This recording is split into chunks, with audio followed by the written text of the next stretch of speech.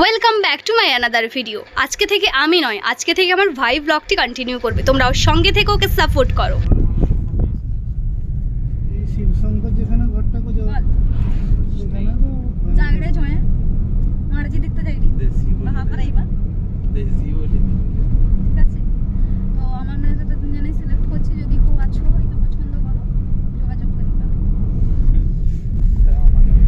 Hello everyone, this is Priyanka জানা চ্যানেলের পক্ষ থেকে আপনাদের সকলকে ওয়ার্ম ওয়েলকাম।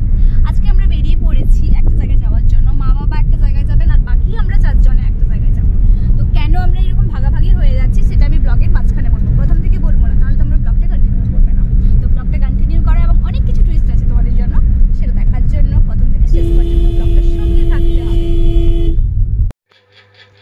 এখানে কপিরাইট ইস্যুর কারণে আমি ভয়েসটা অফ রাখলাম। এখানে মিউজিকের সঙ্গে সঙ্গে ভাই গান গাওয়া স্টার্ট করে দিয়েছিল আর আমাকে জ্বালানো শুরু করে দিয়েছিল, এই গানটা নয় ওই গানটা, ওই গানটা নয় ওই গানটা। আমাকে কনফিউজে ফেলে দিয়েছিল, যে সে নিজেও বুঝতে পারছে না কোন গানটা গাইবে।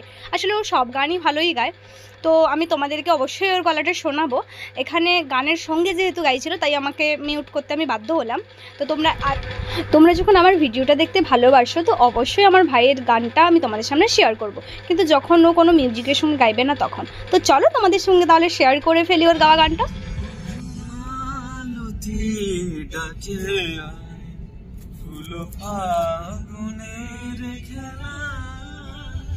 মধুমালতি ডাকে হলো ফাগুনের খেলা।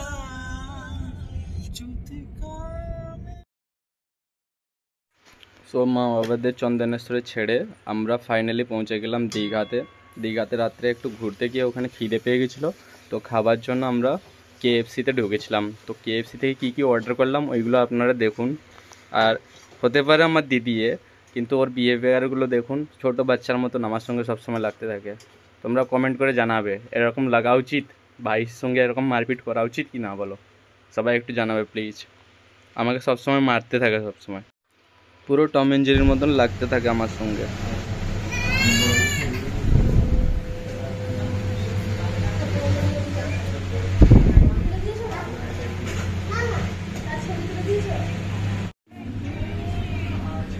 সো ফাইনালি আমরা অর্ডার করেছিলাম pizza, cold drinks, cold coffee আর বার্গার। তো এইগুলো আমাদের খিদে পেয়ে গেছিলো, তো খেয়ে নিয়েছিলাম ওইখানে সন্ধ্যের সময়। তারপরে একটু ঘোরাঘুরি করে যেখানে রুম নিয়েছিলাম ওইখানে অর্ডার দেওয়া ছিল খাবার, তো ওইখানে গিয়ে পুরো ডিনার করি। আমরা এখন ভাগ্নির জন্য খেলনা নিয়ে নিয়েছি, এখন ঘুরছি। দিদি, আমি, সৌমেনদা আগে চলে গেছে। ও এনজয়। আমরা এখন লড়াই করবো বিয়েতে বাই।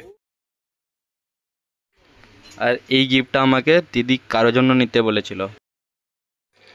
ফাইনালি আমরা রুমের দিকে রওনা দিচ্ছি, কারণ রাত হয়ে গেছিলো, তো সব কিছু বন্ধ হয়ে গেছিলো তখন।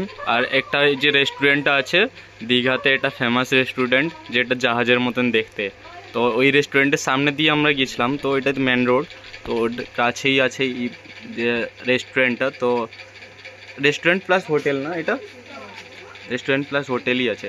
তো এই হোটেলটা দেখুন সবাই একটু। তো আমাদের হোটেলটা আরেকটু ভেতরের দিকে ছিল, তো আমাদের যেহেতু গাড়ি ছিল তো তার জন্য আমরা একটু দূরের দিকেই নিয়েছিলাম, বিচের কাছাকাছি নিয়ে নিই। তো চলুন, সেকেন্ড পার্টটা খুব তাড়াতাড়ি আসতে চলেছে, আপনারা লাইক কমেন্ট করুন, তারপরে সেকেন্ড পার্ট দেব। Okay, by.